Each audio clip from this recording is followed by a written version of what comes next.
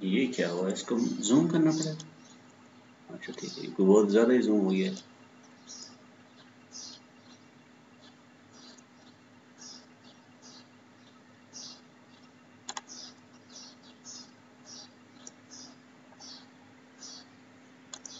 ये इसमें से कोई चीज़ें हैं आप स्किप कर दें बेशक, ये तो उसमें अनाउंसमेंट को इसमें दी हुई है,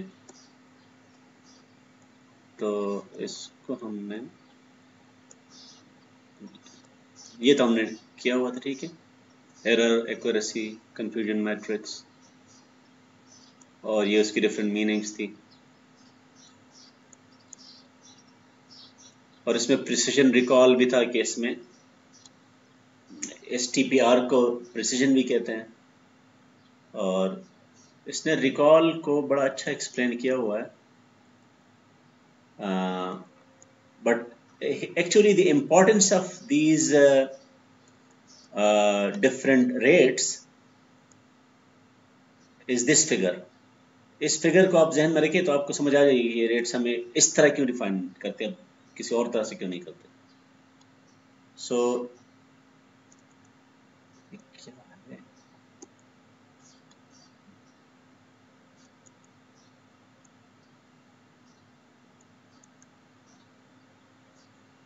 मुझे कोई सीरियस इसमें इशू लग रहा है क्योंकि ये फाइल सूटेबल नहीं है इसके लिए, स्क्रीन के लिए, लेकिन बहरहाल so anyway because the classification is based on features and you will use some features, so let's say the values of those features is on the x-axis, or maybe some not some features will be combined into some number, और उस number की value पे and पे आपको पता है उस एक खास वैल्यू पे ही आप डिसाइड करते हैं कि इधर है तो उधर है। तो लेट्स से ये आपका थ्रेशोल्ड, ये रेड लाइन है ठीक है, ये, और इस थ्रेशोल्ड से ये थ्रेशोल्ड लगाने की जरूरत क्यों पड़ रही है हमें, क्योंकि we are dealing with two classes. Let's say this is your negative class, this is your positive class, या, and there is an overlap. अगर इनमें ओवरलैप ना होता तो फिर तो मसला ही ना होता ना, फिर तो ये सेपरेबल होते और कभी भी गलती का चांस ही ना होता। ये अगर ऐसे होते हैं ना, ये लेट्स से ऐसे और ये ऐसे है, then there is no problem, बीच में बाउंड्री आ गई और आप कोई भी गलती नहीं करेंगे, लेकिन ये होता नहीं है अनफॉर्चुनेटली ऐसा। So true positive can be seen as the area, क्योंकि ये डेंसिटी है ना, लेट्स से अगर आप डेंसिटी प्लॉट करते हैं PDF, so then the area under this density will be the number of cases total. So TP is now the number of true positives. तो ये इस कर्व के नीचे जो एरिया आ रहा है इधर आ गया। सही क्लियर होगी बात, आ रही है आपको आवाज? सर एक दफा दोबारा रिपीट कर दीजिए, सही से क्लियर नहीं हुई बात, ये जो आपने कर्व के अंडर एरिया की बात की है। मैं ये कह रहा हूँ कि आपके पास ये तो पता है ना कि कंफ्यूजन मैट्रिक्स में जो चार चीजें होती हैं कि ट्रू पॉजिटिव्स हैं और ट्रू नेगेटिव्स हैं, फिर फॉल्स पॉजिटिव हैं और फॉल्स नेगेटिव्स हैं, and if you add all of them you get all the data, ठीक है? Yes sir. Now you can represent these numbers as area under the density curve. Density आपको पता है probability होती है। जी जी सर। तो probability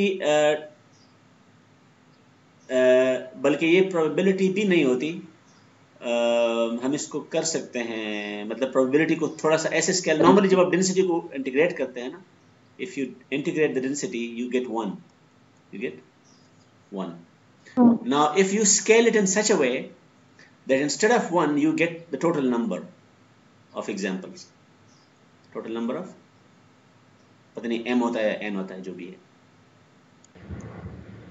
आप इसको इस PDF को किसी और ऐसे डेंसिटी लिख दें कि जिसमें आपके पास ये m हो जाए, it will be a simple scaling. So in that case the total area will give you the total number, yeah, this plus this plus this, ठीक है? So बल्कि एक सेकंड, ये जो है ना आपके पास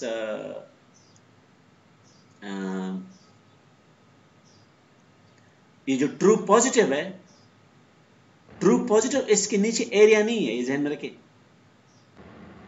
ट्रू पॉजिटिव सिर्फ ये है कि जो इस लाइन से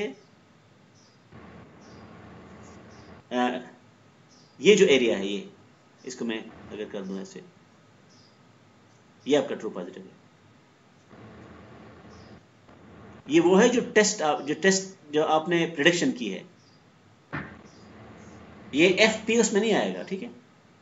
तो मुझे ये बताएं कि जो पॉजिटिव क्लास है, लेट्स से मैं इसको P से रिप्रेजेंट कर दूं, the pool of positive, the pool of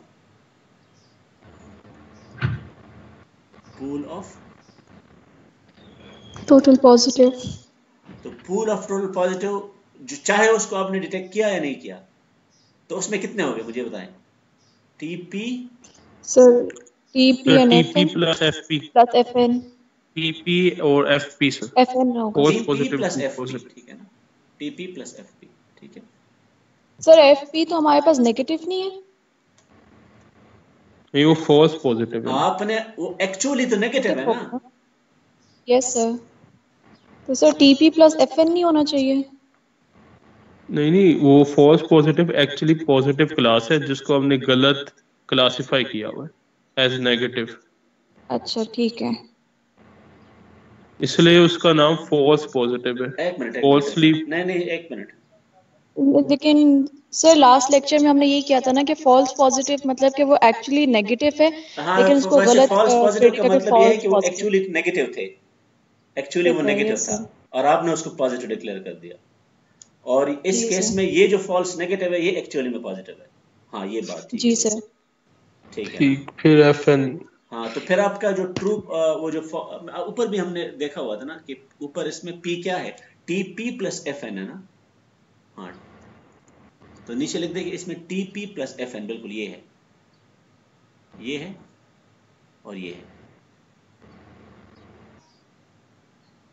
yes, अच्छा, ये इसको आप छोड़ दे, ये जो इसने ऊपर ये लिखा हुआ है, ये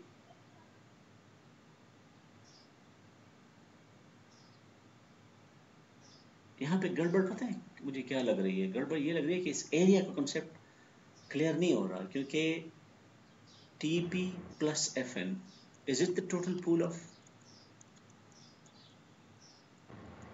is it the total pool? It's not the total pool मेरे ख्याल में।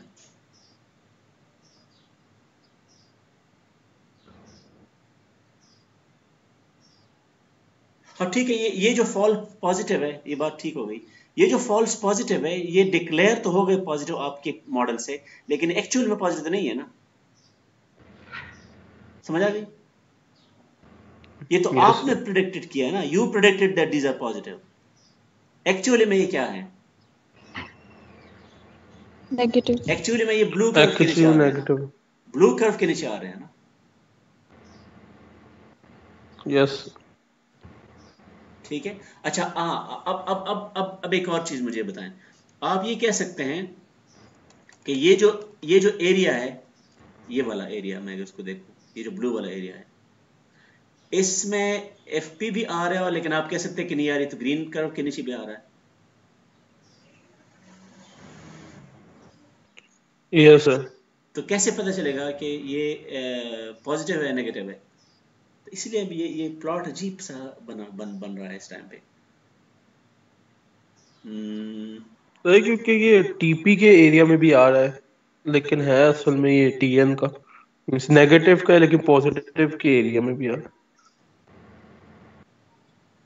मेरे ख्याल में पता है हो क्या रहा है,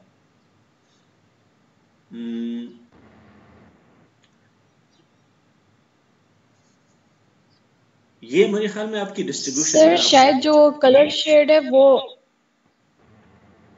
सर जो कलर शेड है वो शायद एक्चुअल वो बता रहा है कि वो नेगेटिव के कैटेगरी में था, लेकिन उसको गलत प्रिडिक्ट करके पॉजिटिव के अंडर लेकर गए हुए। ठीक है, सही है। मतलब फॉल्स पॉजिटिव हो सकता है, प्रिडिक्शन गलत है, लेकिन एक्चुअल वो नेगेटिव वैल्यू थी जिसको उन्होंने पॉजिटिव कंसीडर करके मतलब फॉल्स पॉजिटिव करके ग्रीन कर्व के नीचे लेके आए हुए। ठीक है। प्रिडिक्शन के ऊपर वो इस टाइप का शायद वो एक्सप्लेन करना चाह रहा है। नहीं, मैं सिर्फ इसको जब मैं when I am calculating P, So my P when I add the pool of positive, मैं मेरा pool of positive की ये बात तो समझ आ रही है कि इसके नीचे आ रहा है और इसके नीचे आ रहा है. So if I'm adding just TP plus FN, ठीक है, उधर ये है ना फार्मूले में TP plus FN. FN, yes sir. Am I claiming that these are the only true pool of positive? और तो ये क्या है ये? अच्छा ये गलती से पॉजिटिव आ गया, एक्चुअली पॉजिटिव नहीं था. तो इसका मतलब ये है कि ये पता है ये प्लॉट से नजर नहीं आया, लेकिन मुझे लग ये रहा है कि you must know it from some other source that these data points come under the, इसने उसको कलर ब्लू किया हुआ है. असल में हम जबरदस्ती ये कर रहे हैं कि we want to extract everything from this plot. जब आपके पास डेटा होता है ना, डेटा में आपको पता होता है कि कौन सी चीज कहाँ पे आनी है, irrespective. ये बात समझ आ रही है ना कि मैं आपको एक बात बता दूं. लेट्स से आप किसी आपको पता है कि उसको कैंसर है या नहीं है, ठीक है, डॉक्टर को पता है, और आप जो टेस्ट यूज कर रहे हैं वो टेस्ट में कोई फीचर ऐसा है कि वो फीचर इधर आ गया, तो feature will not tell you कि ट्रू क्या है. ट्रू ये जो है ये नेगेटिव ही है, इसलिए इसने ब्लू किया हुआ है. ये बात समझ आ रही है? यस जी सर. तो हम ये नहीं कह सकते कि क्योंकि ये ग्रीन के नीचे पे आ रहा है तो ये पॉजिटिव हो गया. नहीं, ये नेगेटिव है, क्योंकि we know this from some other source.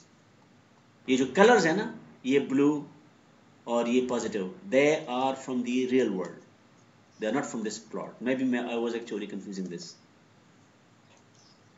So P भी समझ आ गई. अब N क्या है इधर से, because I want to make sure कि वो जो है ना जो फार्मूला है वो इससे जस्टिफाई हो जाए. So what will be N then?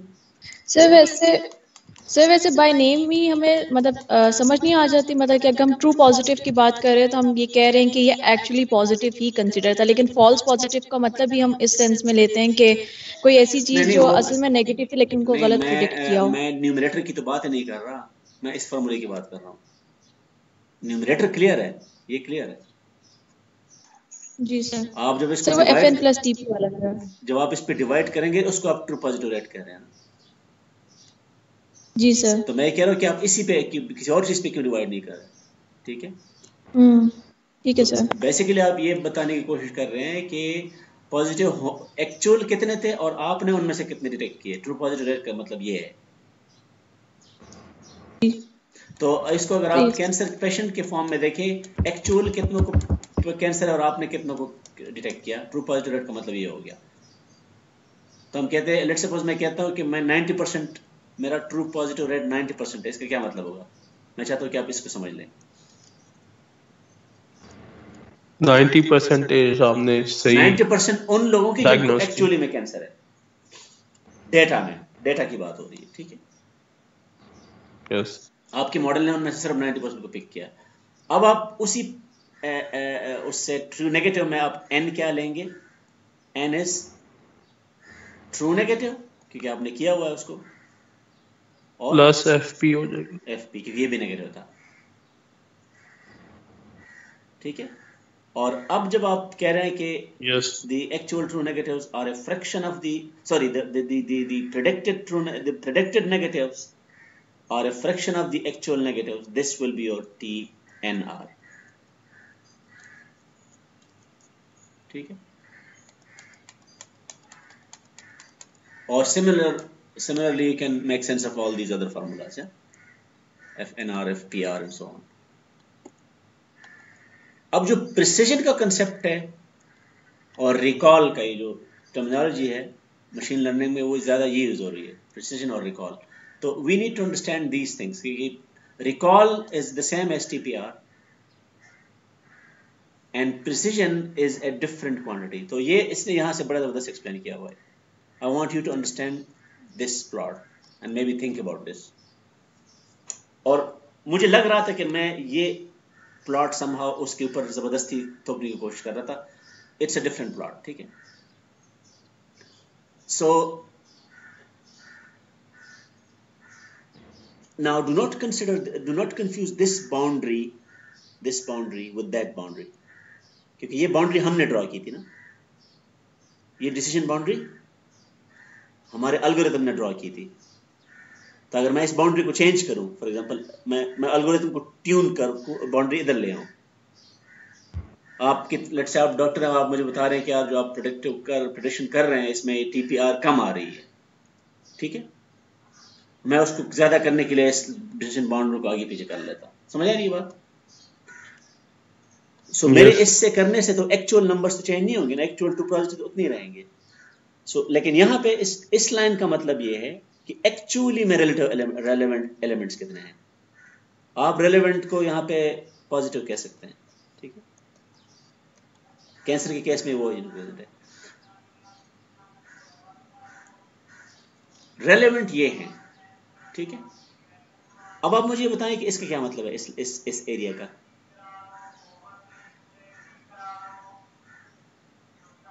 How do you compare it to that? ये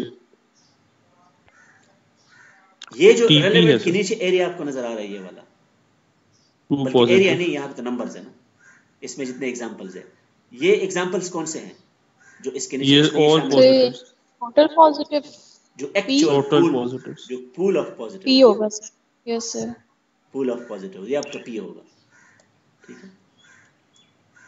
उनमें से आपने इतने ट्रू पॉजिटिव को क्या किया, सही प्रेडिक्ट किया। This is what is called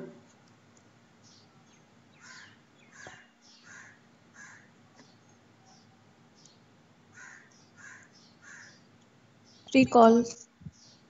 How many selected items are relevant? How many relevant items are selected? Select. तो रिकॉल हो जाएगा नहीं? यस, ठीक है, ये रिकॉल हो जाएगा। तो अगर आपका इंटरेस्ट इस क्वेश्चन में आ जाए कि how many selected are relevant, selected क्या है जो सर ये जो एलिप्स के अंदर आ रहे हैं,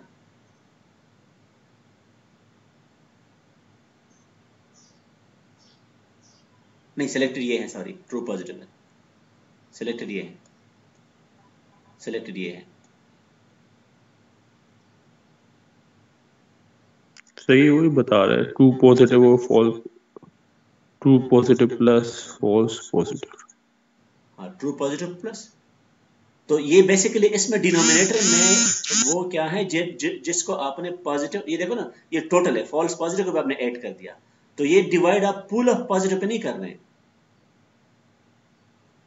आप इस ट्रू पॉजिटिव को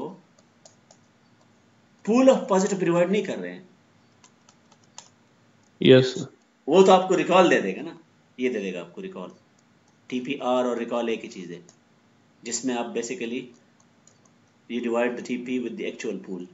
अब अगर आप इसको बजाय एक्चुअल के आप इसको नंबर ऑफ, मैं अगर इसको लिख दूं नंबर ऑफ प्रेडिक्टेड पॉजिटिव,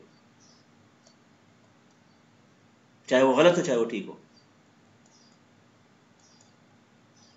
तो वो कितने होंगे, वो ये सारे जो एलिप्स के अंदर है, क्योंकि उसमें कुछ ठीक पॉजिटिव है कुछ गलत है, सारे आपने सारे पॉजिटिव प्रेडिक्ट किए हुए हैं ना, तो अब मुझे बताओ ये क्या हो जाएगा, true positive plus true positive plus false positive. This, ये अपना माइक या बंद कर दे या सेल फोन बंद कर दे, this is what we mean by precision, ठीक है।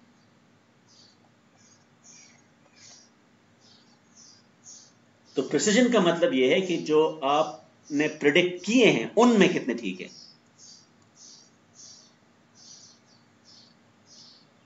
ठीक है।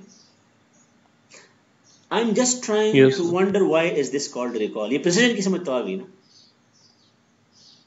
इसकी मैं सोच रहा हूं कि इसको रिकॉल क्यों कहते हैं, एनी आइडिया?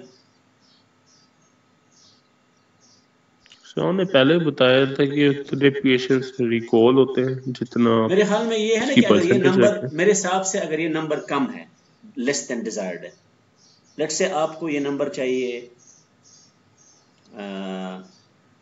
95%, ठीक है, और ये कम आ रहा है, तो आप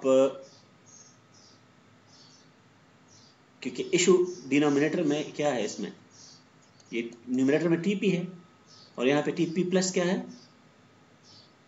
फॉल्स FPS एफ एन है ना, नहीं एफ FP एफ पी तो उधर है, FPS इधर एफ एन है ना। अच्छा यस सर FN अब देखो ना, अब इन को तो दोबारा नहीं बुलाएंगे ना, इनको आप दोबारा बुलाएंगे। रिकॉल इसका मुझे सब ये to improve this ratio, the only way to get to improve this ratio is to recall them. This is how I can make sense of it.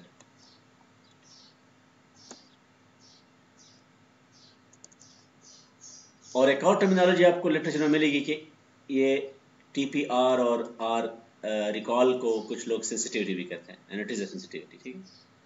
और जो TNR है दैट इज स्पेसिफिसिटी, इसको specificity कहते हैं,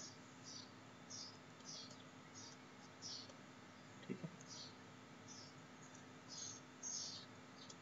something is seriously, क्योंकि मुझे लगता है ये जो मैं फाइल यूज कर रहा हूँ ना, मुझे let me open the other document and I'll tell you what is wrong with this. इसको मैं जूम करता हूँ, इसमें बिल्कुल नहीं आता वो मेरे ख्याल में स्लाइड्स इसके लिए somehow इसमें मैप नहीं हो रहा।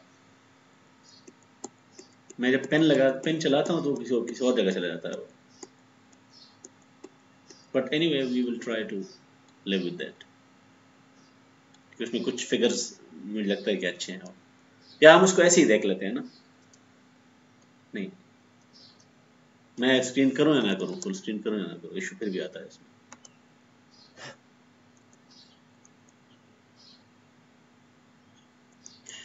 आपको कोरिलेशन कोएफिशिएंट याद है, मैंने एक दफा किया था।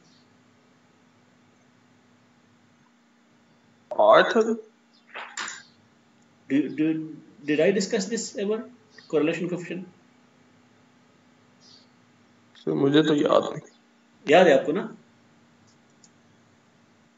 सर नहीं याद। अच्छा, आपको याद नहीं है। मुझे लगता है कि you have let's say some data and you have a scatter plot, huh? Let's say you have two features, yeah, x1 x2, और आपने उनको प्लॉट किया, डेटा आ गया, and you want to know is there any dependence between these two. वैसे तो random variables हैं, random variable की जो कंप्लीट पिक्चर है वो क्या होगी, देयर जॉइंट डिस्ट्रीब्यूशन ना, joint distribution. But if you want to know, okay, you say, okay, let's have a simple question, can I find a dependence between these two? अगर x1 और x2 independent है फिर इसमें कोई dependence नजर नहीं आएगी, लेकिन if you assume that x2 maybe it linearly depends on x1, even if it is not, I will assume it, तो इसका मतलब है कि मैं इस पे एक स्ट्रेट लाइन फिट कर सकता हूँ कि नहीं? Yes sir. जो आप रिग्रेशन करते हैं उसमें आपके जहन में ये होता है, अगर ये नहीं है चलो ये तो हो सकता है ना, कोई ये लाइन, तो इसको मेजर करने के लिए कोरिलेशन कोएफिशिएंट यूज होता है। वो क्या करता है, वो ये करता है, you take values of x1, yeah, and from it you take away the mean of x1, so let me call mu1, and then you take the same, you repeat this for x2 as well, and then you take the expectation, ये आपको क्या दे देगा, covariance, क्या, this will give you okay, how do they co-vary. Now this will depend on the mean and standard deviation, क्योंकि ये जो number है इससे आप कंपेयर नहीं कर सकते दो डिफरेंट सिनेरियोस को, so it's a good idea to divide this by the standard deviations, so sigma 1 और sigma 2, और I think इसके स्क्वायर रूट पे जब आप इसको डिवाइड करते हैं दोनों की, and this is what you mean by correlation between x1 and x2. इसका मोटा आर्गुमेंट ये है कि if these two are nearly correlated, then this number will be close to either 1 or -1. Positive correlated, अगर ये पॉजिटिव कोरिलेशन है तो +1, और अगर नेगेटिव कोरिलेशन है -1 तो -1 आ जाएगा इस तरह, ठीक है। और अगर ये नंबर बहुत स्मॉल आता है, let's say it is something very near 0, इसका मतलब है कि x1 और x2 में आपस में कोई कोरिलेशन नहीं है। The logic behind this is the product. आपको पता है ना कि जब x1 और x2 में कोरिलेशन होता है, so a positive deviation from the mean will likely be accompanied by a positive correlation of the mean there, क्योंकि आप उसमें डिपेंडेंट है, and a negative will be accompanied by negative। तो जब पॉजिटिव और पॉजिटिव मल्टीप्लाई करेंगे और negative multiply करेंगे, this product will be a large number, और जब आप उसको स्केल करते हैं, so you will get as close to 1 as possible। समझ आ रही है बात? यस। एंड और नेगेटिव में फिर सिर्फ साइन का फर्क होगा, लेकिन अगर इनमें कोई भी कोरिलेशन नहीं है, कोई भी डिपेंडेंस नहीं है, so because they will be not coordinated, so positives on the average will cancel out with negatives, क्योंकि प्लस और minus plus, so the answer will be, ये मेरे ख्याल में आप जब ये करते हैं ना, आपको याद, आप ये जब आप ट्रांसफॉर्म कैलकुलेट करते हैं, Fourier transform, you take a signal, या, और आप इसके साथ क्या करते हैं, you multiply this with some harmonic, and then you integrate। इसमें आप ये देख रहे हैं कि अगर इस x of t में ये वाली फ्रीक्वेंसीज हैं, तो फिर ये प्रोडक्ट लार्ज नंबर आएगा, क्योंकि पॉजिटिव के साथ और नेगेटिव के साथ। लेकिन अगर ये अनकोऑर्डिनेटेड है, तो ये 0 के क्लोज आ जाना चाहिए फिर उन फ्रीक्वेंसीज पे। सिमिलर कॉन्सेप्ट, इसको कहते हैं पियर्सन कोएफिशिएंट। क्या ये पियर्सन ने इंट्रोड्यूस किया था। And typically you right either r और सम पीपल राइट रो, जो मर्जी आप लिख दें, ठीक है। This has been modified by this guy called Matthews. तो it's called Matthew correlation coefficient. Don't ask me where this formula comes from, because this guy must have thought about it.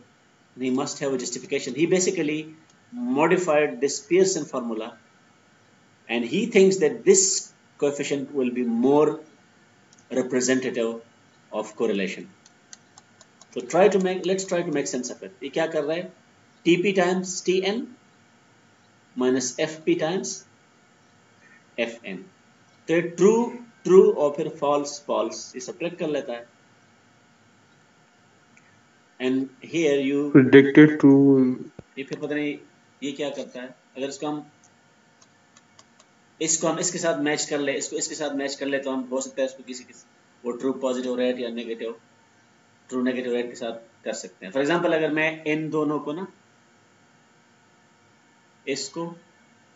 इसमें सारे पॉसिबिलिटीज आ रही है ना, वो recall वाली भी आ रही है, प्रिसिजन वाली भी आ रही है, ठीक है।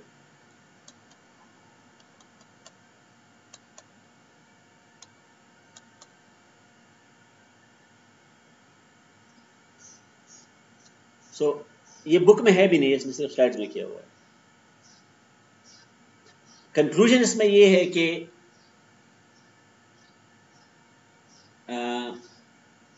perfect correlation will be represented by something near 1, and negative correlation will be represented by something। अच्छा, वो ये मीनिंग वही है +-1 वाली जो मैंने पहले बताया था। +1 positive correlation, -1 negative correlation, 0 mean no correlation। But instead of Pearson formula, he recommends to use this formula if you want to have a sensible conclusion।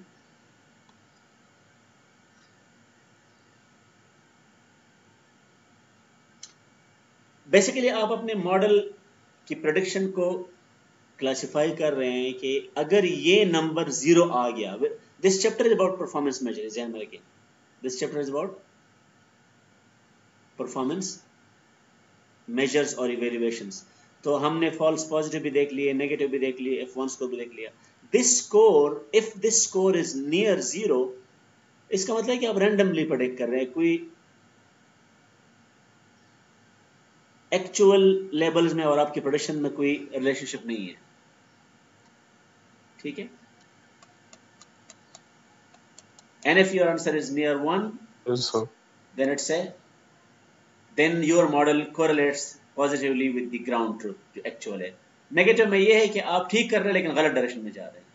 For example मैं आपसे कोई क्वेश्चन पूछूं, उसका आंसर +9 और आप मुझे -9 बताएं, तो मैं कह दूं कि यार आपका आंसर ठीक है, आपने सिर्फ प्लस की जगह माइनस बताया है, ठीक है।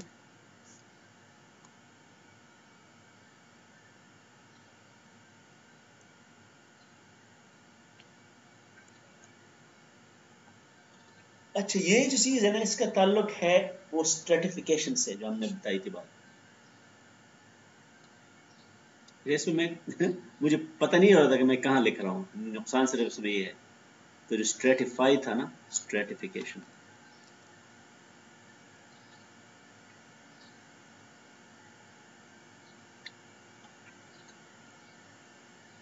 वो स्ट्रेटिफिकेशन जब आप नहीं कर सकते, if you can't do that, so how to basically change your calculation of accuracy.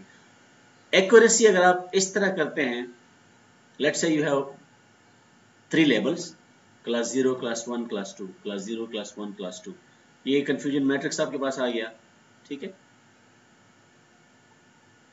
ये ट्रू लेवल्स है और ये क्या है, प्रेडिक्टेड लेवल्स हैं, predicted so this makes sense. या आप इसको ऐसे ही देखेंगे ना, 3 + 50 + 18 ये क्या है, ये ट्रू है, सारे एक्यूरेट है, और आपने डिवाइड किस पे किया, सारे मिला के किया आपने टोटल accuracy, पे।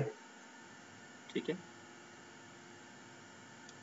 ये फार्मूला आपको यहाँ इसलिए समझ नहीं आएगा कि ये फिगर अगले पेज पे है ना, इसको आप फिलहाल छोड़ दें।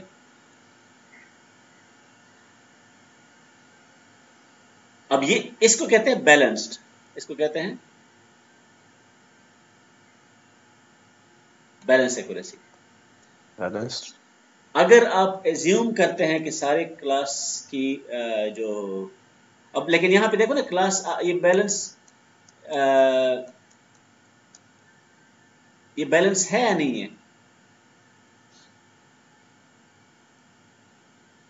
देखो ना, ये हेवीली क्लास 1 बहुत ज्यादा है ना इसकी रिप्रेजेंटेशन बाकियों के बनस्पत,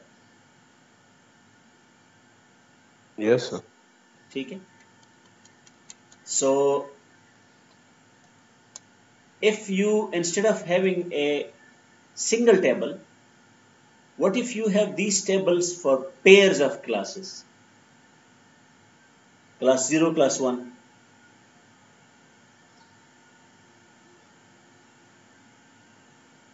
नहीं इंडिविजुअल क्लास पर क्लास एवरेज, यही टेबल आप हर क्लास के लिए कर लो। क्लास 0 के लिए अलग टेबल हो गया, क्लास 1 के लिए अलग हो गया, ठीक है। और ये उसने कंपैरिजन के लिए पूरा शो किया हुआ है ओवरऑल टेबल ना, ये पिछले स्लाइड पे भी था overall. So you get 3 tables, one for class 0, one for class 1, and the other for class 2. Somehow it's not going well with me, I can try. या तो ये बेसिकली शायद इससे कोई बेहतरी आ जाए, क्योंकि ये डायमेंशन इसके ठीक नहीं है ना, लेकिन बहुत ज्यादा हो जाएगा, इतना ठीक है। हाँ, इसको now can anyone make sense of this formula now? How can this be related to that? Yes, sir. तो उससे पहले हमें वो नेग क्लास का पता होना चाहिए, एनईजी क्लास। तो जो एनईजी नेगेटिव क्लास लिखी हुई है, नहीं, नेगेटिव और पॉजिटिव की बात नहीं हो रही है, हर एक में नेगेटिव पॉजिटिव है ना, ये हर क्लास का इधर नंबर, हर क्लास का अलग अलग इसने किया हुआ है। पहले तो ये नंबर, अगर आप पिछले जाए ना, पिछले में ये जो कैलकुलेशन थी, ये नीचे आपने टोटल कर दिया और आपने ऊपर कितने ऐड किए, जितने ट्रू थे, ये ट्रू था, ये ट्रू था, ये ट्रू था, ठीक है। अब आप ये कैलकुलेशन मिक्स नहीं करते, आप हर क्लास के लिए अलग करते हैं। तो क्लास 0 के लिए ये रेशो अलग निकालो, क्लास 1 के लिए अलग निकालो, क्लास 2 के लिए अलग निकालो। Then you should be able to do this from that table. इस टेबल में अगर आप if you focus only on this table class 0, तो क्लास 0 में टोटल कितना है एग्जाम्पल्स? 90 90 है या नहीं है? सर लेकिन ये 80 कहाँ से आया और 7 कहाँ से आया, मुझे ये नहीं समझा।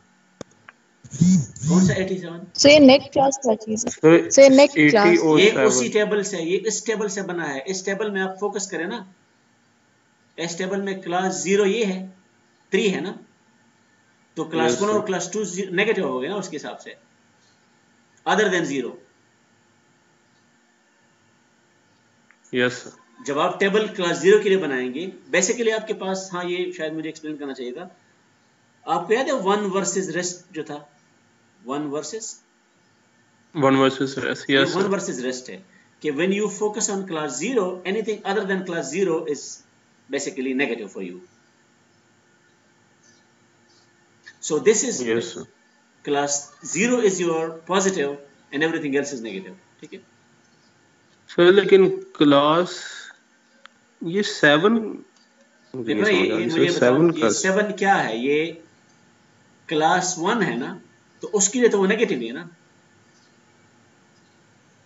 0 के लिए वो नेगेटिव हो गया ना, यस सर, वहां पे एज नेगेटिव अपीयर हो अच्छा गया। अच्छा, और ये जो यस सर, बाकी हैं, ये 50 प्लस 12 प्लस 18, ये भी उधर आएंगे।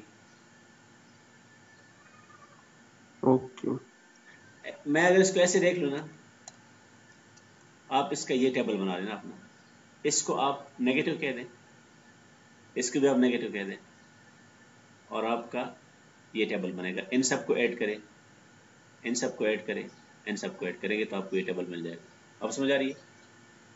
यस सर, समझ आ गया। और यही यस काम सर। आप अब 1 के लिए करें। वो जिस तरह आप क्रेमर रूल लगा देते ना, याद है आपको, डिटर्मिनेंट वाला। अब क्लास 1 में anything other than class 1 will be seen negative, उसमें ये टेबल बनेगा। तो आप इस 50 को छोड़ के, ये आपका मेरे ख्याल में ये होगा ना ऐसे, ठीक है। तो ये 19 कैसे आ गया फिर? सर यही सोच रहा हूँ मैं, 19 कैसा है, 7 प्लस 12 होना चाहिए, लेकिन 7 प्लस 12 कैसे होगा?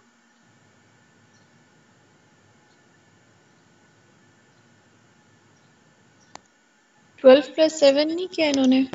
ये 12 प्लस 7 किया है ना इसमें, yes sir.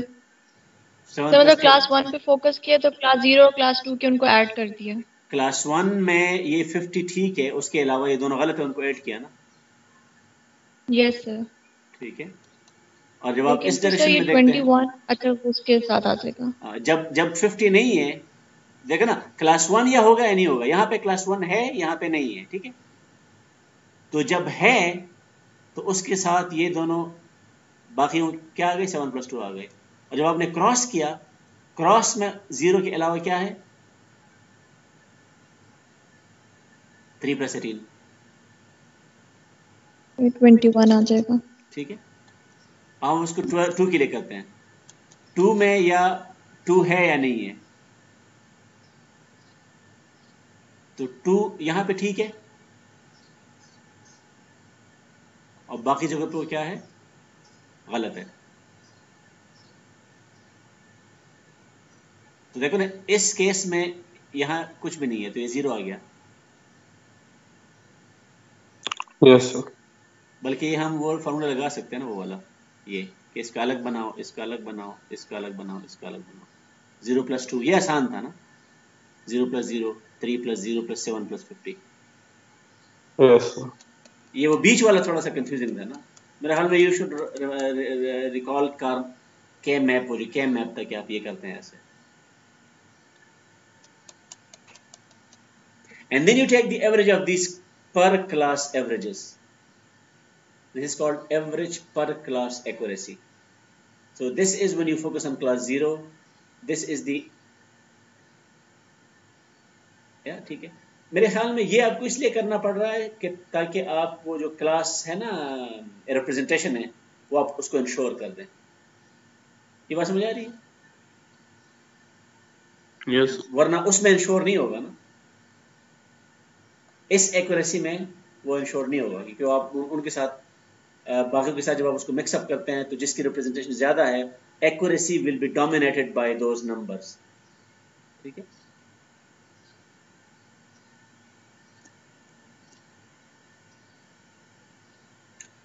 Another interesting curve is called the ROC curve. हमने लास्ट टाइम दो टाइप के डायग्राम्स किए थे ना, एक लर्निंग कर्व था और दूसरा क्या था, वैलिडेशन क्या होता है ना, वैलिडेशन कर्व. तो ये ROC कभी आपने याद पड़ता है कभी लैब में, किसी लैब में? सर लैब में किया था जिसपे हमने कंफ्यूजन मैट्रिक्स भी किया. हाँ बिल्कुल.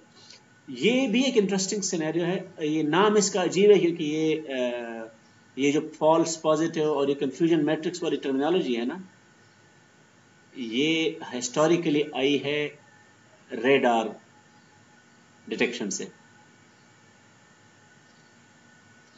और रेडार डिटेक्शन में खतरा ये होता है कि आप एनिमी पैसेंजर एयरप्लेन को गलत वो फाइटर प्लेन डिटेक्ट करके उसको जब आप शूट करते हैं तो बहुत बड़ी मुसीबत आ जाती है ना फिर.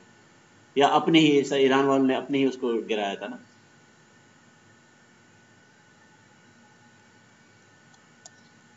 या नहीं, मेरे ख्याल में टर्किश एयरलाइन को या किस पे गिराया था, मुझे याद नहीं है. वो रिसेंटली जो खबर आई थी ना, याद है किसी को? वो ईरान ने क्या किया था? सर ईरान का तो नहीं, रिसेंटली ईरान में हुआ है ना, कोई ईरान ने कोई रशियन यूक्रेन का कोई एयरप्लेन उसने शूट डाउन किया था. खबरों में बहुत मुसीबत पड़ गई थी फिर उनको. बहरहाल ये रिसीवर ऑपरेटिंग का कैरेक्टरिस्टिक उधर से आ रहा है, ये नाम ROC. तो इसका मशीन लर्निंग से कोई ताल्लुक नहीं है बस, बट बिकॉज स्टैंडर्ड नेम से पीपल यूज इट. ठीक है. अब आप एक काम करें कि उसी कंफ्यूजन मैट्रिक्स में जो आपके पास जो एक TPR था, आप उसको अगर यहाँ पे प्लॉट करें y एक्सिस पे, यहाँ पे मैं करता हूँ TPR. ठीक है. और लेट्स से FPR को मैं यहाँ कर देता हूँ. ठीक हो गया. And let's go back to that diagram, this diagram. इस डायग्राम में मैंने पहले भी बताया था कि if you are somehow not happy or you just want to explore different possibilities, how will you change those numbers? For example, आपके पास TPR की वैल्यू आपने अप या डाउन करनी है, TNR की वैल्यू आपने अप या डाउन करनी है, तो आपके पास यहाँ पे नॉब क्या है? थ्रेशोल्ड है हमारा, द सीन थ्रेशोल्ड. तो ये थ्रेशोल्ड को आप आगे पीछे करके बहुत सारी रेंज में you can generate different values of TPR and FNR basically. TPR and मेरे ख्याल में उधर FPR था, FNR था, FPR था, FPR. So जब आपको ज्यादा वैल्यूज नजर आ रही है ना इसकी, ये उसका बैकग्राउंड ये है कि each point and then you plot it and then you plot all those different values. मुझे आप एक बात बताएं, इसको कहते हैं ROC कर्व. अब इससे मतलब कैसे निकालना है? मुझे एक बात बताएं, आपके ख्याल में इस लाइन का क्या मतलब होगा? अगर ये प्लॉट इस लाइन पे होता तो उसका क्या मतलब होता? इसका मतलब है 50-50% चांस, रैंडमनेस. तो this will be like random गेसिंग, कि आपने मॉडल बनाया नहीं बनाया कोई फर्क नहीं पड़ता. ठीक है ना? यस. वो तुक्का तो कोई भी मार सकता है. अगर ये प्लॉट इधर होता, वैसे ये बताओ बेस्ट केस सिनेरियो क्या है इस पूरे डायग्राम में? मुझे वो पॉइंट बताओ जो बेस्ट केस सिनेरियो होगा. सर अगर TPR 1 हो ये पॉइंट हो गया ना, और F ये पॉइंट, इस यस पॉइंट पे TPR 1 है TPR और 0 FPR क्या है, 0 है दैट्स डिजायर्ड, या this is ideal scenario. Yes अब मुझे बताओ अगर मैं इस रीजन में आ जाऊं, ये प्लॉट इस रीजन में आ जाए तो इसका क्या मतलब होगा? रैंडम गैसिंग से भी ज्यादा ये वर्स है। रैंडम गेसिंग से भी जो है ना खतरनाक है, तो इसको आप इससे फिर आप उसको कह सकते हैं कि यार ये मॉडल आप ना ही बनाओ तो बेहतर है, इससे तो अच्छा है कि मैं तुक्के लगाता फिरूं, ठीक है, क्योंकि यस तुक्कों से भी खराब है ना वो। सो अब आपको समझ आ रही है कि ROC आपको कैसे, why is this A performance measure or evaluation, एक एंड ये it gives you a good feel of how good your model is, कि आप उसमें डिसीजन बाउंड्रीज को चेंज करते फिरे तो अगर वो सारे प्लॉट्स इस रीजन में आ रहे हैं, मेरे ख्याल में you will have many plots and then you can take their average, that average you can report that, आप कह सकते हैं कि यार मेरा जो, अच्छा और इसमें एक और इंटरेस्टिंग चीज है कि आपके पास नंबर ये तो आ गया कर्व, लेकिन अब मैं एक बात बताता हूँ इंटरेस्टिंग, लेट्स से इसका अल्टरनेटिव ये है, इसके मुकाबले में एक और मॉडल है जिसका ये आ रहा है। अब आपको नहीं पता कि इन दोनों में से कौन सा बेहतर है, ठीक है, क्योंकि कुछ केसेस में एक यस बेहतर है, कुछ केसेस में, तो इसको to make the comparison possible it's better to calculate the area under this curve. इसके अंडर एरिया क्या हो गया, ये रेक्टेंगल, ये रेक्टेंगल, ये रेक्टेंगल, ये जो एरिया है ना, एरिया अंडर कर्व AUC, इसको कहते हैं ROC, उसको कहेंगे AUC, बल्कि ROC AUC। if you have these if you have this AUC for two models, तो आप बताएं कौन सा मॉडल बेहतर होगा? AUC वाला, जिसका एरिया ज्यादा हो या कम हो? जिसका एरिया ज्यादा हो। ज्यादा हो, क्योंकि देखो ना जब ये ज्यादा होगा तो इसका मतलब ये है कि ये इस रैंडम गेसिंग से ज्यादा बेहतर होगा ना। इस रैंडम का एरिया एरिया क्या यस है, सर इस रैंडम एरिया इसका क्या है, एरिया हाफ है, टोटल एरिया 1 है ना, हाफ यस लाइन सर के नीचे हाफ है, लाइन के ऊपर हाफ है टोटल। तो जो आपका एरिया है AOC वो बताएगा कि आपका मॉडल बाकियों से कितना बेहतर है। सो you have a single number to compare different models। समझ आई बात? Yes sir, it's a very useful yes number। और इसका कमांड है साइकिट लर्निंग में, मेरे ख्याल में इसका शायद इसका ये बुक में उसने दिया हुआ है कि वो कौन सी लाइब्रेरी है और ये कौन सा कमांड है, मेरे ख्याल में ROC_AUC इस तरह का कुछ है, बट आप चेक कर लें उसको।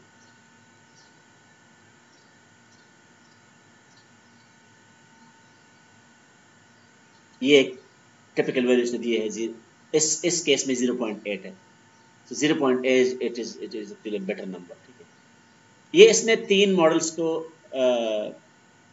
कंपेयर किया है रैंडम गेसिंग के साथ, ठीक है। So remember you have class k-fold validation, yeah, k-fold cross validation. Now this plot is yes cool because this allows you to compare different values of k.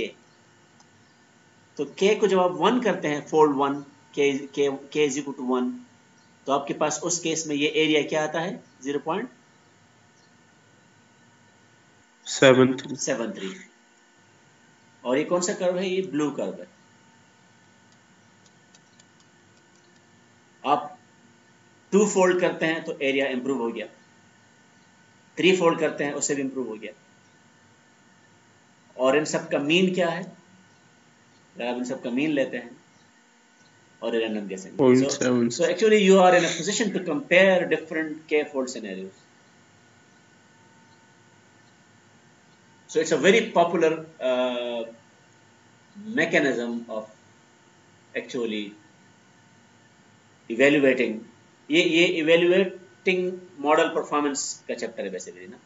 so these are more advanced। अब मुझे नहीं पता कि आपको कोई याद पड़ता है कि have you used ROC or AUC to compare two models? शायद लैब में हमने किया, याद नहीं सर। अच्छा, ये जो उधर से जो किस वो जो अदन के साथ जो कम्युनिकेट कर रही है, यस सर। आपको पता है कि वो हमारी एक पुरानी स्टूडेंट है जो कि जिस अदन के साथ कोऑर्डिनेट कर रही है, कोई प्रोजेक्ट्स वगैरह उसको दे रही है मशीन लर्निंग के लिए। सर वो सर अदन ने वो बताया था कि क्या होता है, पूरा ठीक है, सही है, मींस प्लेटफॉर्म है जो हमें सपोर्ट कर रहा है ठीक है, सही। प्रोजेक्ट्स का। अच्छा, ये डिफरेंट, ये वो जो हमने बताया था ना कि वो पर क्लास ये वन वर्सेस रेस्ट और वन वर्सेस ऑल, ये डिफरेंट सिनेरियोज है ना, कि आप सबको एक साथ करते हैं तो कैसे बनेगा, आप दो पे फोकस करते हैं, लेट्स सपोज इसको आप लेवल मान ले, एवरीथिंग एल्स इज रेस्ट है वर्सेस रेस्ट, ये वर्सेस रेस्ट वाले सिनेरियो है ना, यस सर, वो वन वर्सेस ये वन वर्सेस रेस्ट वाले। And these are actually the generalized formulas for more than one classes. There are two ways of basically defining precision. एक case में आप करते हैं micro averaging. So where you add all the, let's say C is the number of classes. So you just add all the true positives and then you choose a denominator accordingly. Yeah? This will still be that P. Yeah? दूसरा ये है कि yes. नहीं, आप class wise कर लें। देखो ना, ये आपको पता है ये कौन सा वाला केस होगा, वो जो उधर बैलेंस था ना, उधर जो क्या था, बैलेंस नहीं था, वो जो हमने ये किया था एक। Yes sir. हाँ, और ये बैलेंस। अगर आपको उसमें कोई इशू लग रहा है तो आप ये वाला भी कर सकते हैं माइक्रो, क्या पर क्लास कर दें, तो ये क्लास 1 के लिए आपने कैलकुलेशन कर दी, ये क्लास 2 के लिए कर दी, ये क्लास सी के लिए कर दो, फिर उनका एवरेज ले लें। तो वहां जो एवरेज पर क्लास था, यहाँ पे ये मैक्रो बन गया। समझ आ गई बात? Yes sir.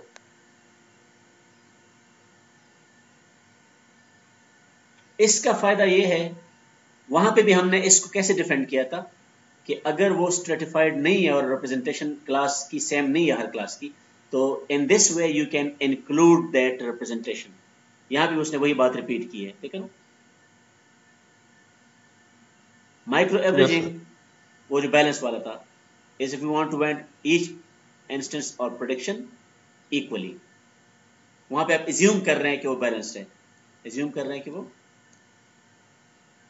माइक्रो में क्या है, it weights all classes equally to evaluate the overall performance with regard to most frequent class levels. ठीक है, यस। और ये क्लास इम्बैलेंस की बात भी मेरे ख्याल में उसने की थी।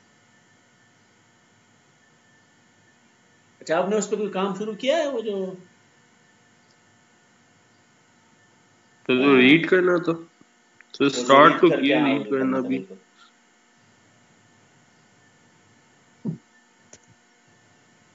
कोई आपने कोई समझ आ रही है उसकी?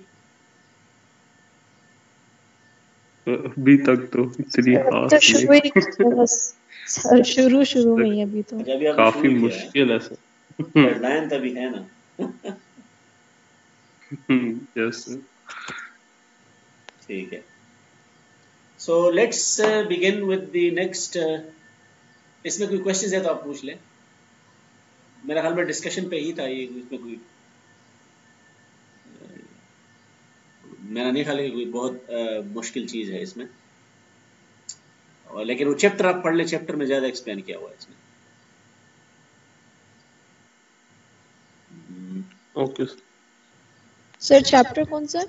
ये वही चैप्टर जो हमने स्टार्ट किया था ना, ये वाला चैप्टर 6 है आई चैप्टर गेस। 6 था चैप्टर ना, ये 6।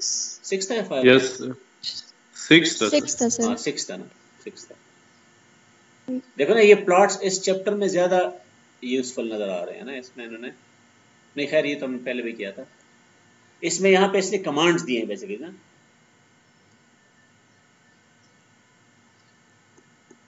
किधर है नीचे, इसने वो सारे कमांड्स दिए हुए कि ये जो आपका ROC है या AUC है, ये कैसे आप यूज करेंगे। देखो ना, ये ROC curve, this is your library, you import ROC curve, and then you AUC, and then you change the pipeline. Yeah, और इसने इंटरपोलेशन यूज की है ताकि थोड़ा सा इसको इम्प्रिसाइज बनाया जाए, and these are the different curves. ये जो है ये आपका आइडियल सिनेरियो है। ये it should shoot like that and it should shoot like that। Class imbalance वाली बात भी इसने बताई है। अच्छा, मेरे ख्याल में ये आगे 7 चैप्टर नहीं है। हम अगर इसको भी बंद कर दें और इसको भी बंद कर दें, and if we go to the next one,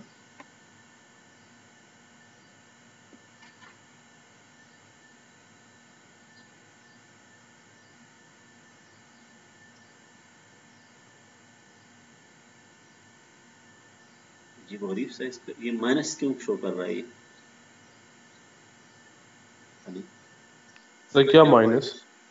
नहीं, असल में इसका जो आइकॉन है ये माइक्रोसॉफ्ट टीम का ये ऐसा है जिस तरह डोंट डिस्टर्ब मी।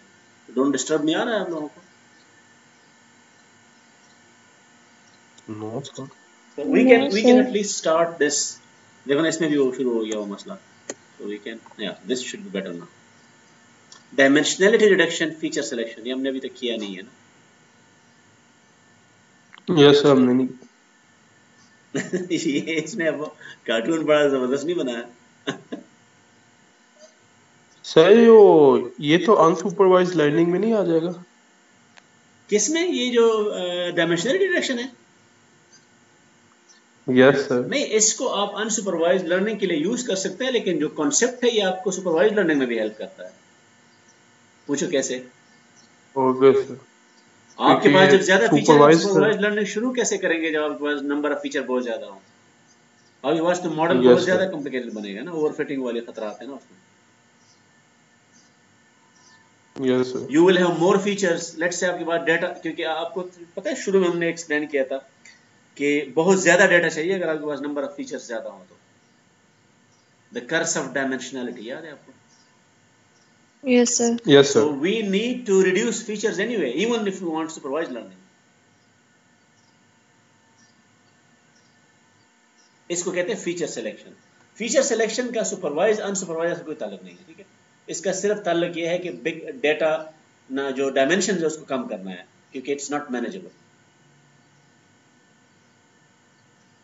ये इसने पता नहीं क्या किया हुआ ये आप खुद पढ़ लें।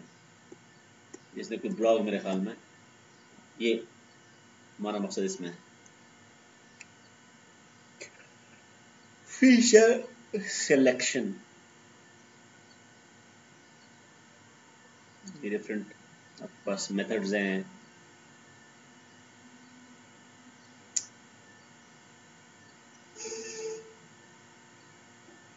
So maybe if you let's say if you have multiple features available, you have data and you have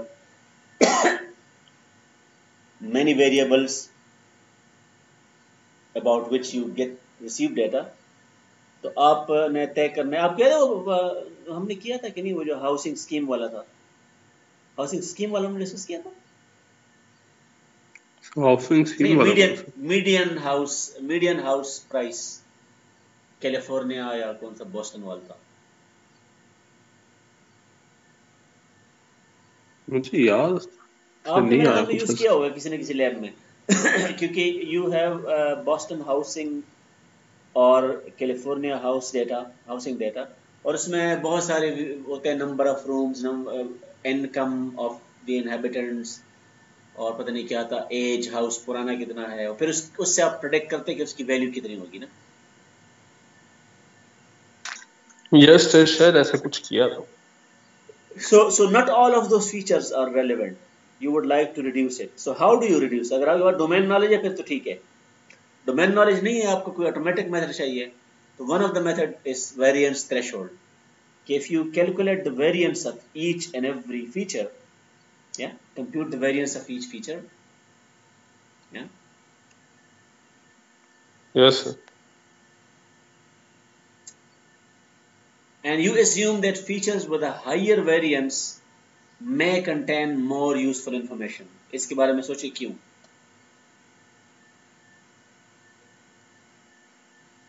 क्योंकि जो चीज वेरी करती है ना, रैंडमनेस वहां से आ रही है ना. Yes sir. तो उसको आप जो है ना, आप कह सकते हैं कि यार ये this may be the data.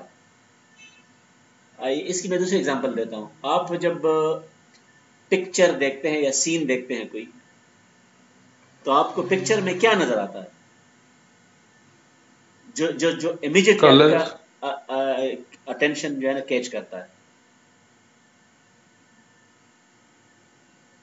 Colours ही होते हैं सर. आउटलाइन कलर्स होते हैं. वो चेंजेस होते हैं ना, वो वेरिएशन होती है बेसिकली. यस.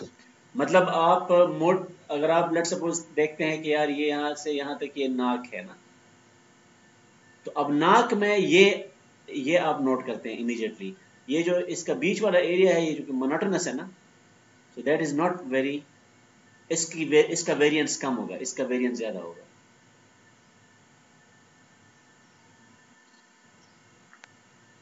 वेरिएशन तो मतलब डेटा में जहां पे भी चेंजेस आते हैं ना, या मैं ऐसी मतलब, तो उसको आप एज ए फीचर अगर आप ले लें तो उसकी एंट्रोपी ज्यादा होगी. आपको याद है वो एंट्रोपी वाली बात जो हमने की थी डिसीजन ट्रीज में? वहां पे भी हमने उन फीचर्स को सेलेक्ट किया था जिनसे ज्यादा इंफॉर्मेशन एक्सट्रैक्ट किया जा सकता है. So this is another way of looking at it. Select the subset of features based on a user specified threshold. कहते हैं कि इससे अगर वेरिएंस कम है तो उसको ना छेड़ो. This is a crude way of starting. इसमें खतरनाक बात यह है कि आप सिर्फ एक एक वेरिएंस को देख रहे हैं, इनके दरमियान जो वेरिएंस है आप उनको इग्नोर कर रहे हैं.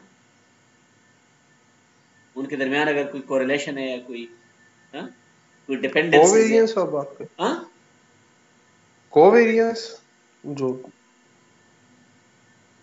उनके दरमियान जो वेरिएंस होगी वो कोवेरिएंस होगी. कोवेरिएंस, हाँ कोवेरिएंस. तो वो वेरिएंस कहने का मतलब है कि आप सिर्फ वेरिएंस पे नहीं कर सकते.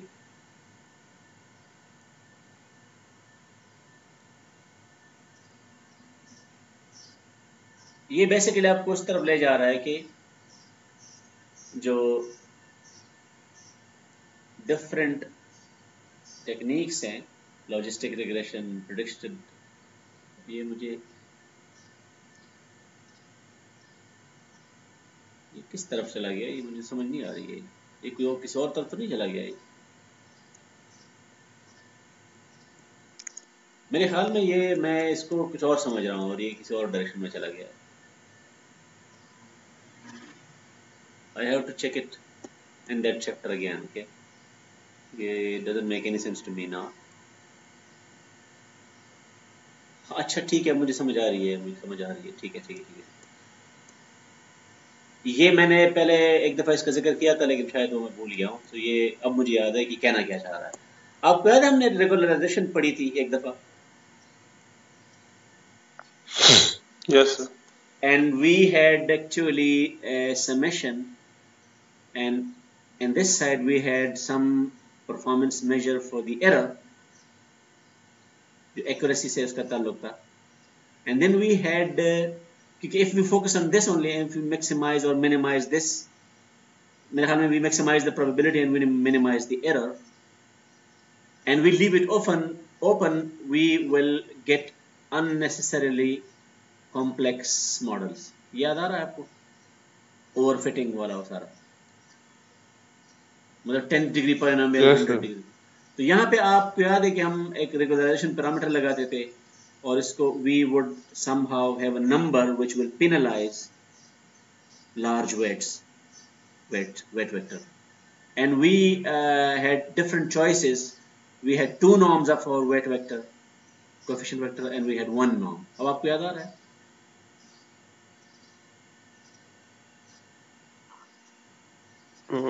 एक हद तक. हाँ, ये मेरे ख्याल में SVM में भी था. मतलब इफ आइडिया ये है कि how to make sure that you not only minimize the error but you have a simple model.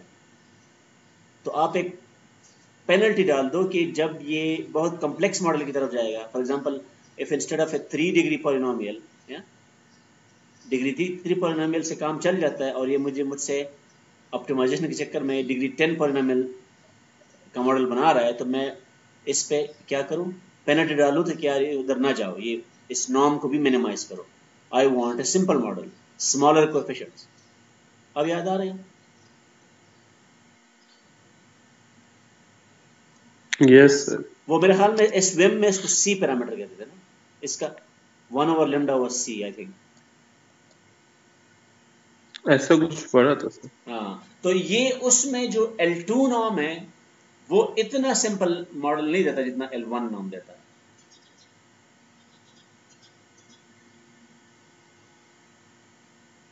उसका शायद ये है कि एक आपके पास L2 नॉर्म में ये पैराबोला होता है और इसमें L1 नॉर्म में ये होता है ना, तो ये पैराबोला सीरियस तब होता है जब बहुत ज्यादा वैल्यू बढ़ जाए। देखो स्मॉल वैल्यू को ज्यादा लिफ्ट नहीं करा था आपको, अगर इस पे देखे ना, ये एब्सोल्यूट वैल्यू का प्लॉट है, तो ये स्मॉल वैल्यूज को भी सीरियस लेता है। इसको अगर आप रिप्लेस कर दें, let me change the colour, by a square, तो स्क्वायर क्या करता है, स्क्वायर सीरियस तब होता है जब ये वैल्यू बहुत ज्यादा बढ़ जाती है। स्मॉल वैल्यूज को ये इंपॉर्टेंस कम देता है, L1 नाम उसको ज्यादा इंपॉर्टेंस देता है। Can you see that? Yes sir. So that's why if you, in this regularization, if you choose L1 norm rather than L2 norm, in other words, you minimize not only the error but also the absolute sum of absolute values। देखो ना यहाँ पे आप add कर रहे हैं absolute values को, square लेके ऐड नहीं कर रहे हैं आप। जब आप इसको स्क्वायर लेट के ऐड करते हैं तो ये L2 नॉर्म बन जाएगा। ठीक है,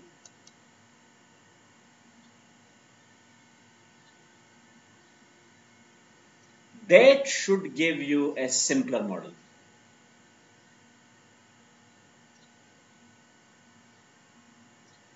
तो इससे आप क्या कर सकते हैं, अब यहाँ पे how does it relate to feature selection, मैं इसको अगर अपनी जुबान में लिख दूं, ये इसको फिलहाल छोड़ दें, ये आपको बात है, ये लेफ्ट साइड पे क्या है, ये वो एरर है, ए मेजर ऑफ एरर, और यहाँ क्या है, वो पेनल्टी यस है, और ये क्या है, because you want to make sure that this is also small, क्योंकि अगर इसको small नहीं करेंगे so this will try to build a larger and larger model। ठीक है,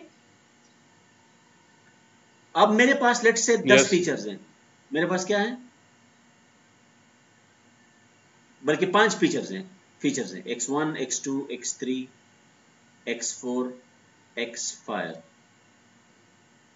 और ये कोएफिशिएंट्स बना रहा है, लेट्स से इसके साथ बना रहा है a1, इसके साथ बना रहा है a2, इसके साथ बना रहा है, बल्कि ये just to make the notation similar to this slide I'll write w1, yeah, w1 w2 w3 w4 plus w5। अब अगर मैंने ये लास्ट रेग्रेशन इसको कहते हैं, ये L1 नॉर्म वाली को अगर मैंने इस पे लगा दिया तो ये मुझे क्या करेगा, it will try to give me a smaller norm, and that is typically achieved by making as many of these coefficients 0 as possible। तो ये बजाय 5 नॉन जीरो नंबर देने के, ये मुझे इनमें से एक या 2 नॉन जीरो दे देगा, बाकी सारे जीरो कर देगा। अब याद आ रहा है आपको? So for example, even if it has to go for a 5th degree polynomial, maybe it will give me something like this with some constant. Let's say it gives me some constant, let's say 2 minus 1.5 x1 plus let's say 4 x5। अब इसमें कहने को ये भी degree 5 polynomial है, लेकिन इसमें क्या खास बात है, इसमें x2 और x3 का कोएफिशिएंट क्या है और x4 का जीरो है। So it is a simpler model even if it is a 5th order model। अब समझ आ रही है आपको? लेकिन इससे लॉस ऑफ इंफॉर्मेशन नहीं है। आप यहाँ पे ऑप्टिमाइज कर रहे हैं ना, ये तुक्के से तो नहीं कर रहे हैं आप इस मेजर को, इट इज ऑप्टिमाइजेशन प्रॉब्लम है। यू एंश्योर लेमडा की वैल्यू आप ऐसी चूज कर लें कि ये भी मिनिमाइज हो और ये भी मिनिमाइज हो। समझ आ गई? But if you want to go yes for a two norm जो टिपिकल लोग यूज करते हैं, इसका उसको उसको क्या कहते हैं, जब उसको आप टू नॉर्म ये कहते हैं, उसको रिज रिग्रेशन कहते हैं। नाम सुना होगा रिज। एक रिज है और दूसरा लासो है। Lasso yes gives you a simpler model in the sense that most of, इसको एक और नाम भी आपने सुना होगा, स्पार्स मॉडल्स कहते हैं इसको। ये नाम याद आ रहा है? मोस्ट स्पार्स का मतलब ये है कि most of the coefficients are zero. अब मुझे बताओ इसका डायमेंशनल रिडक्शन से क्या ताल्लुक है? आपने बेसिकली 5 डायमेंशंस को 2 डायमेंशन में रिड्यूस कर दिया ना। अब समझ आ रही? यस ये बेसिकली इसका आइडिया है कि if you want to reduce the number of dimensions because there are too many features, lasso is regression and regularization will actually help you. इसको हम मेरे ख्याल में अगली दफा फिर ज़्यादा डिटेल में कर लेंगे। ये तो ये देखो, ये इधर आ गया, ये उसने एक्सप्लेन किया हुआ है कि you W1 W2 और let's say 2 coefficients, और ये जो कर्व है, ये मैंने इवन ये ड्रॉ भी किया था एक दफा कि ये जो स्क्वायर है ये लासो रिग्रेशन है और जो रिज रिग्रेशन है उसका ये सर्कल बनता है उसका। ये डिफरेंट मेरे ख्याल में हमने एक दफा किए थे, एक ये वाला और एक ये वाला।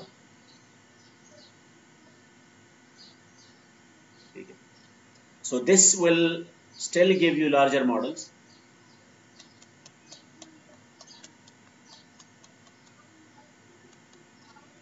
देखो ना ये पैरामीटर्स, देखो ना, अगर ये मैं ये कंस्ट्रेंट अब एनफोर्स करता हूं, ये वाली कंस्ट्रेंट, तो in this parameter space it will give me points inside this to give me smaller coefficients. अगर मैं इसकी जगह ये लगाता, ये रिज रिग्रेशन में क्या बनेगा, ये इस तरह की चीज बनेगी। So it could give me larger coefficients. अब समझ आ रही है बात? Yes sir So that's how you can reduce the number of features by going for simpler. इसके लिए अगर मुझे कोई बुक का चैप्टर मिल गया, मैं वो लगा दूंगा, फिर अपलोड कर दूंगा इंशाल्लाह। And I have to really assess whether we need to cover this, क्योंकि इसमें कुछ चीज़ें मुझे ये किसी और तरफ चलते हुए नज़र आ रही है ना।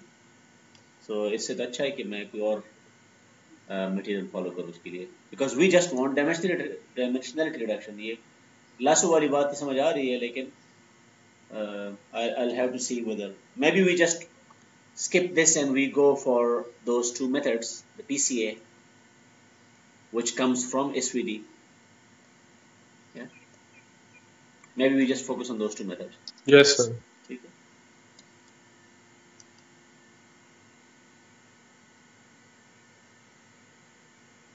सर लैब में सर जो मैं एक प्रोजेक्ट कर रहा था ठीक है। उसमें भी ये प्रॉब्लम आई थी कि उसमें मैंने KNN इस्तेमाल करना था, लेकिन जो मुझे पीछे से मैंने डाटा एक्सट्रैक्ट किया था उसकी 4 डायमेंशन थी। हाँ, तो उसको कम करना है ना। तो वो क्या, यस है, वो एरर दे देता है। KNN कहता है कि वो 2 फीचर से ज्यादा ले नहीं सकता। हाँ बिल्कुल बिल्कुल। तो वो जो you can now वहाँ built in हुआ वो। you can use this intermediate step now कि या तो आप SVD या PCA सर लगा के, PCA तो आपने लगा भी देखा है ना, यस पिछले लेक्चर में भी था। PCA is the best way। ठीक है। Yes sir. सर मैंने तो ये किया था कि मैंने जो 2 फीचर्स थे जो मुझे इम्पोर्टेंट नहीं लगे थे, मैंने उन्हें ड्रॉप कर दिया नहीं, था लेकिन वो प्रॉब्लम ये बस। है ना कि वो आप फिर डोमेन एक्सपर्ट क्लेम करते हैं ना खुद को। यस आप डोमेन एक्सपर्ट नहीं है कि तो आप मुझे ये नहीं कर सकते। You need a more organized mechanism, ताकि आपके यस पास कोई जस्टिफिकेशन तो हो ना। अब यस इम्पोर्टेंट कौन तय करेगा कि इम्पोर्टेंट है या नहीं है? ठीक है। यस मशीन लर्निंग का बुनियादी जो फिलॉसफी बेसिकली चेंज हुआ है ना, ये मशीन लर्निंग से पहले जो मॉडलिंग थी वो that was based on domain knowledge, heavily based on domain knowledge. And now we want to shift towards a new paradigm. Actually, the shift is already there, been there, in which you use you do use domain knowledge, but you try to use mathematics to do most of the things. Yes. अब जो ये lasso regression है, ये आपको अगर for example वो जो x1 और x5 दे देता है, तो आपने मैथमेटिकली प्रूव कर दिया ना कि यही दो इम्पोर्टेंट है.